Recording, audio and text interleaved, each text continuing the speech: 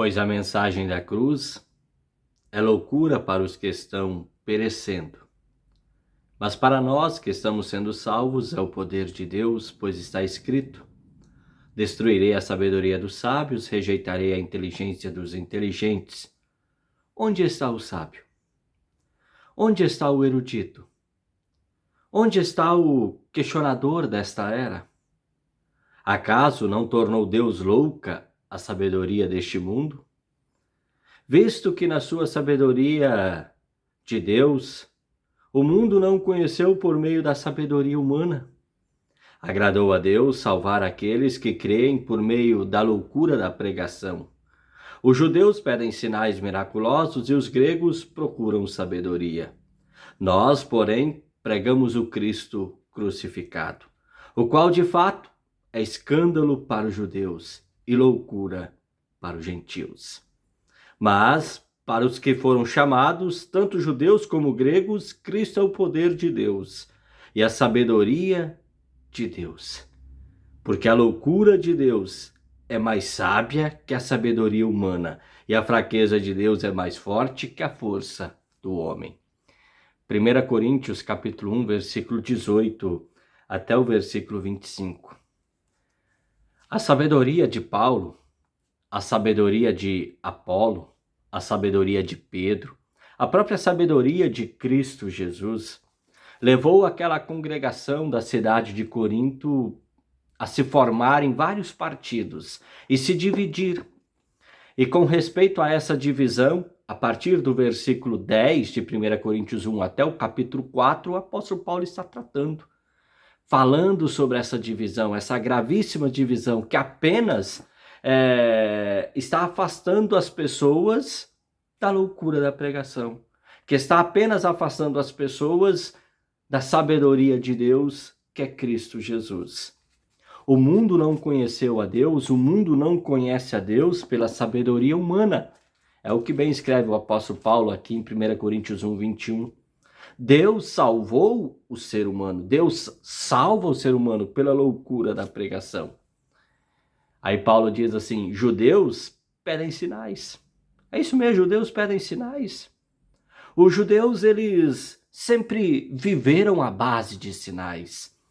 Nós temos Abraão, o nascimento de Isaac. Nós temos Jacó, o sonho da escada.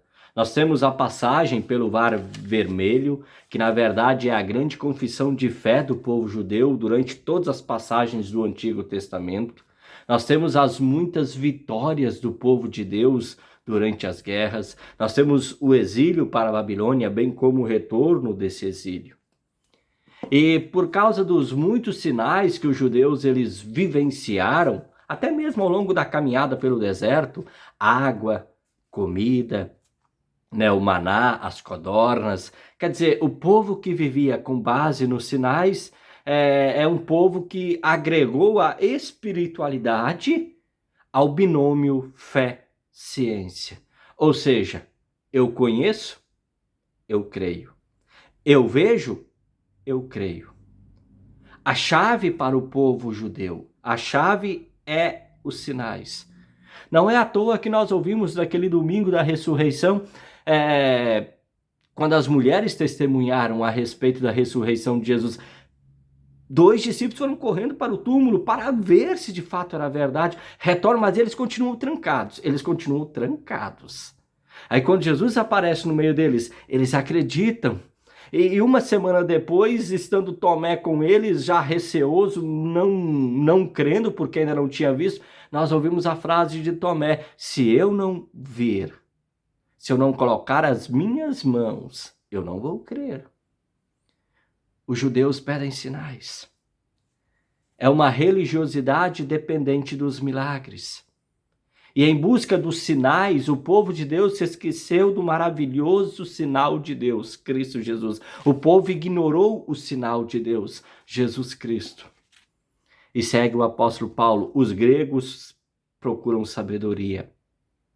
Para os gregos, essa dicotomia corpo, espírito, matéria, alma, vincula toda a religiosidade à lógica racional. Tudo tem que ter uma racionalidade. Há cristãos que precisam ser provados pelo intelecto. Parece que se eu não compreendo, se aquilo não é razoável ou racional para mim, bem, daí eu não creio. Aí eu não quero saber. A Trindade não é algo racional, então eu coloco ela em dúvida. A volta de Cristo não é algo racional, então eu coloco isso em dúvida e por aí vai. Em Cristo, o sinal e a sabedoria de Deus, ocorreu o escândalo para o povo judeu, porque era escandaloso morrer numa cruz, e loucura para os gregos, bem como também para os gentios. Querido amigo, querida amiga, quantas respostas ainda hoje são buscadas nos sinais? Quanta lógica nós buscamos ainda hoje nas profecias? Em um mundo que está cada vez mais cético, Deus ele continua a agir pela loucura da pregação. É por esse jeito aqui mesmo, pela loucura da pregação a respeito de Cristo, o Cristo crucificado. O Cristo crucificado era e continua sendo o grande dilema do judeu, que no Cristo crucificado não viu o sinal maravilhoso de Deus. E os gregos também no Cristo crucificado não compreenderam que essa era e é a obra maravilhosa para a salvação. A natureza, a minha natureza humana, a sua natureza humana, ela é governada pelos sentidos. E justamente por ser governada pelos sentidos é que nós buscamos sinais e também sabedoria, lógica. Sinais e lógica são cruciais para a nossa sobrevivência aqui neste mundo. No entanto, a natureza espiritual, a nossa vida espiritual, ela é governada pela fé. E a fé é um presente de Deus dado pela sua palavra. Deixar de ouvir a palavra. Deixar de ouvir a palavra, deixar de dar atenção à palavra por causa de algum sinal que não ocorreu, por causa de alguma coisa que eu não compreendi, é incorrer no perigo de ignorar a loucura da pregação. Certo tempo, eu disse para um jovem: você sempre estará nessa encruzilhada. Você vai estar ali na encruzilhada, parado. Fé e sinais. Fé e lógica. E ao mesmo tempo, você está ali. Não sabe se segue a fé com sinais, não sabe se segue a fé com lógica, mas muitas vezes os sinais e a lógica apenas estão cometendo o grande deslize de me deixar ali parado, sem caminhar em direção alguma. Cuidado, permaneça firme na fé. Toda a obra da salvação é realizada por Cristo. E toda a obra da salvação realizada por Cristo na cruz, escândalo e loucura, é a obra oferecida para você e para mim, para a nossa salvação, pela loucura da pregação. Como bem disse Jesus, felizes as pessoas que sabem que são espiritualmente pobres, pois o reino do céu é delas. Feliz é você, que continua dando ouvido e muita atenção à loucura da pregação, mesmo em detrimento dos sinais e mesmo em detrimento de toda a lógica humana. Um forte abraço, até uma próxima oportunidade, se o Papai do Céu nos permitir. Tchau, tchau!